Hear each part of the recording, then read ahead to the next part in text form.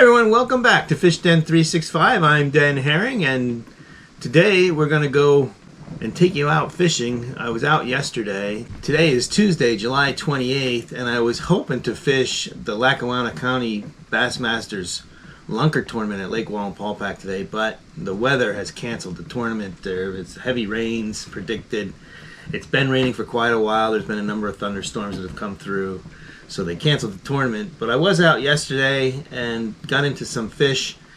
Thought I'd share that with you. And it's a 1-2 punch that I was using, that I've used in the past, that seems to work pretty well when you have weeds like milfoil, coontail, sometimes lily pads. The weeds that I was fishing yesterday were primarily milfoil, but there was some pondweed, like that cabbage longstalk pondweed as well, here and there. But most of the fish that I caught were out of the milfoil. So the first bait in the 1-2 punch that I like to throw is a swim bait like this, just a Texas rig swim bait. I have a pegged sinker on here. It's a 1/8 ounce sinker, so it's pretty light, but it allows the swim bait to go through these weeds and I kind of slither it through the weeds. So this is usually the first thing I throw. As I pull up on the milfoil, I'll be some distance away from it, and I'll start throwing this in and around that milfoil. Sometimes I'll throw it on the edges, sometimes I'll throw it in the middle, and what I'm trying to do is slither it through the holes, into the milfoil and through the holes, and oftentimes it catches fish that way. I was using a white swim bait yesterday and caught one on that, and then I decided to go to this color. I'm not sure what it is. It's like a bluegill type color, and I caught one on each, so they seem to like both of the colors. The white looked more like a shad. I think this a bit more like a bluegill. And when I'm throwing it on here, just to give you the equipment, this rod is a Ducket Insight rod, medium heavy power, 7-foot length. And I have it paired up with a Lew's reel here. This particular Lew's has like 11 bearings, and it's a 6.8-to-1. It's a little bit on the slow side. Normally I would fish a reel that is a little faster so I can catch up with the fish when they eat it. It was just the rod and reel that I had available for yesterday. I throw it with 20-pound braid. Usually it's Power Pro or Spider Wire Stealth braid. And then I had a 15-pound test Seagar Invisex fluorocarbon line, and so on this one I do use a leader, about a rod or 2 lengths of fluorocarbon 15-pound on that 20-pound test braided line. Works well, catches a lot of fish. Then the number 2 option on this 1-2 punch is a Texas rig creature type bait. So in this particular case, you see here I have a Zoom Z-Craw on here. I have a 1/2 ounce weight on there, and the rod that I'm fishing it with is one of these carrot stick wild orange rods. People either love or hate these. I love the carrot sticks. They're hard to come by anymore, but they're extremely sensitive, and I just feel everything very well on them, and I really like them. I've broken a few over the years, got them replaced. It's a little harder to get them nowadays. I have 2 left. I hope I can hold on to them. I do think that they have a rod that they just put out again, but it costs way more than these. These were always in that between $120 and $150 range. But this new one I think is like $300 or something, so a little bit more expensive. But nevertheless, this rod is super comfortable to fish. It's very light, and it has very good sensitivity. It's a medium heavy 7-foot rod, and I have it paired up with a Bass Pro Shops Carbon Light 2.0 reel. This reel has a gear ratio of 8.3-to-1, so I can catch up to those fish when they strike. And I'm just using straight braided line on this. It's 20-pound test braid, and it's either Power Pro for me or Spider Wire Stealth. I use both. They're both very similar to each other. And what I'll do is I will color the first several feet, 4 to 5 or 6 feet worth of line that from where we tie onto the hook. I'll color that green. I'll use a green marker, and so that it matches in better with the weeds. The reason why I use straight braid is because it just gives me a much better chance of getting those fish out of there, especially when you're fishing pads, because the bass tend to, they end up getting in those stems of the pads and they come off and you just can't get the fish out that way. So using straight braid, even in milfoil, to me it doesn't seem to affect the number of strikes I get. I'm not using real heavy braid. It's only 20-pound test, but it's strong enough to get me through that milfoil. And this bait is meant to be thrown right in the thickest stuff. So I'm throwing it in the thick milfoil. Whereas with the swim bait, I do like to have a leader on there because I'm throwing it not only in it, but around it and in and around the area so that I can catch bass that might be on the fringe of that milfoil. But for this, I want straight braid. It allows me to feel everything that much more, and I can set the hook and get those fish in without them getting me in all those weeds. So that's it. That's the 1-2 punch that I've used over the years to catch fish. The other creature bait that I like, this is a Zoom Z-Crawl. The other one that I really like a lot is the Reaction Innovations Sweet Beaver. That is a very good bait, and I caught a few on that yesterday as well. The D-Bomb, Missile Baits D-Bomb is another really good one. I like these. I like to have a two-prong approach. Sometimes I'll have a third rod ringed up. With this, I'll have the swim bait, which in this case is a Reaction Innovation Skinny Dipper, but it could also be a Swing Impact Fat from Kitech. There's a number of different swim baits that I use, and then I'll have a Z crawl like this one, and then I'll have a beaver bait on another rod. And I tend to find that they either want one or the other. They either want these legs that kick, something with kicking legs, or they want a beaver style bait. With the beaver, I don't split the tail, I just leave the tail go. I want it to look like a bluegill, which is what they're feeding on most of the time in these weeds. That's what I'm seeing as the food source in the weeds. So when you throw that beaver, because of the shape of the bait, it has a flat plane to it and no wiggling tails. It tends to glide. It tends to glide on an angle, and it looks like a sunfish or a baitfish trying to get away. Some days they really like that.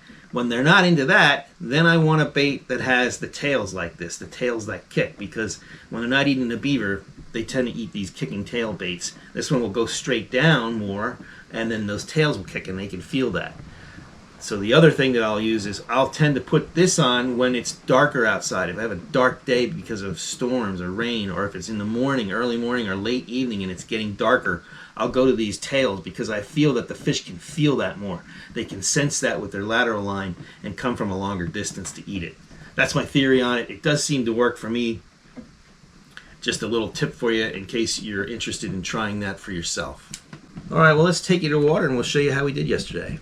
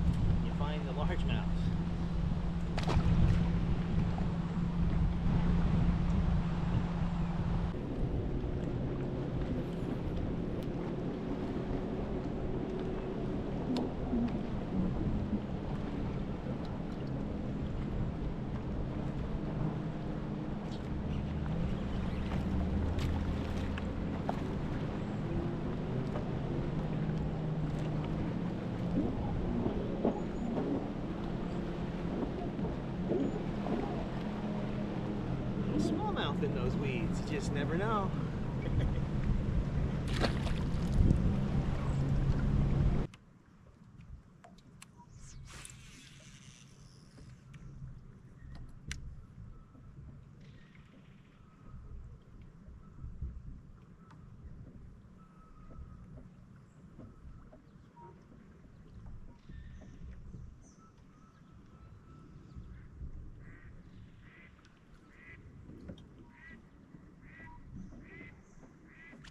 Got it.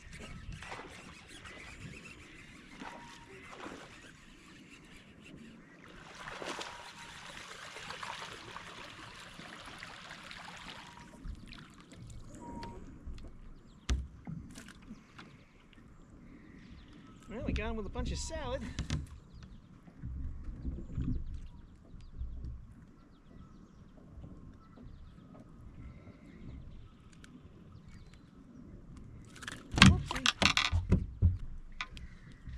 fell for a Texas rig swim bait.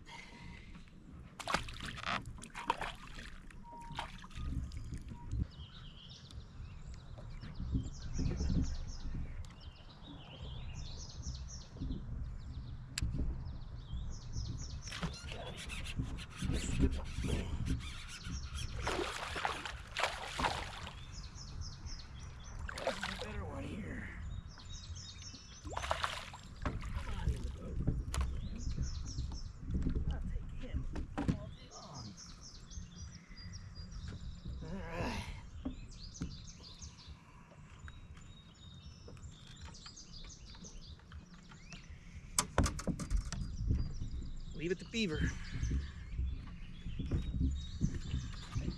If in doubt, throw the beav.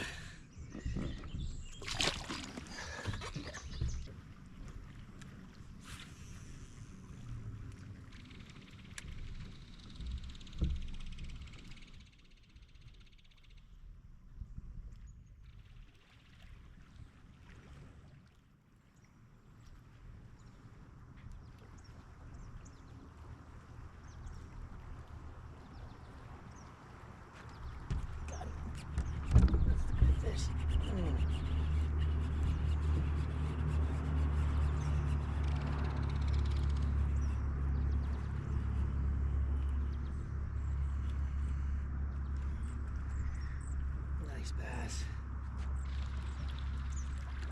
Come on in here, buddy. Thank you. All right. Definitely got a good pattern going. He's almost 3 pounds, I'd say. He's chunky. And got him on the Texas rig swim bait. Thank you, buddy. Well, I hope you enjoyed the video and learned something and got something out of it. If you did, give me a thumbs up, subscribe to the channel, share with your friends. That helps me grow the channel and get my channel out in front of more people. Always trying to grow that channel. So anything you can do to help me there is deeply appreciated. And thank you for watching and sticking with me for as long as I've been doing these videos. Until next time, be safe out there. Hope to see you on the water. And as always, may God bless your fishing endeavors. Hey, check out these boat chocks and boat dock from betterboat.com. These things are really nice. They're bright blue, so they're easy to find. Non-skid bottoms on the chocks. All of them have tie downs, and it's just very convenient and easy to use.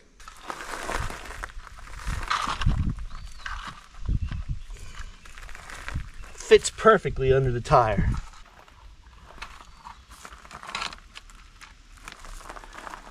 The dock is my favorite part, as it securely holds the jack wheel. Check this out.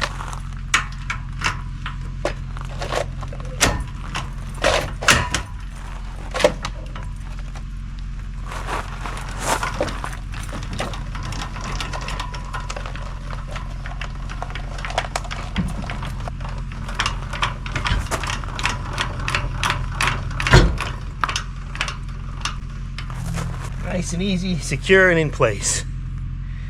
I'll leave a link to betterboat.com in the description of this video, and also an Amazon link where you can directly purchase the chocks and boat dock.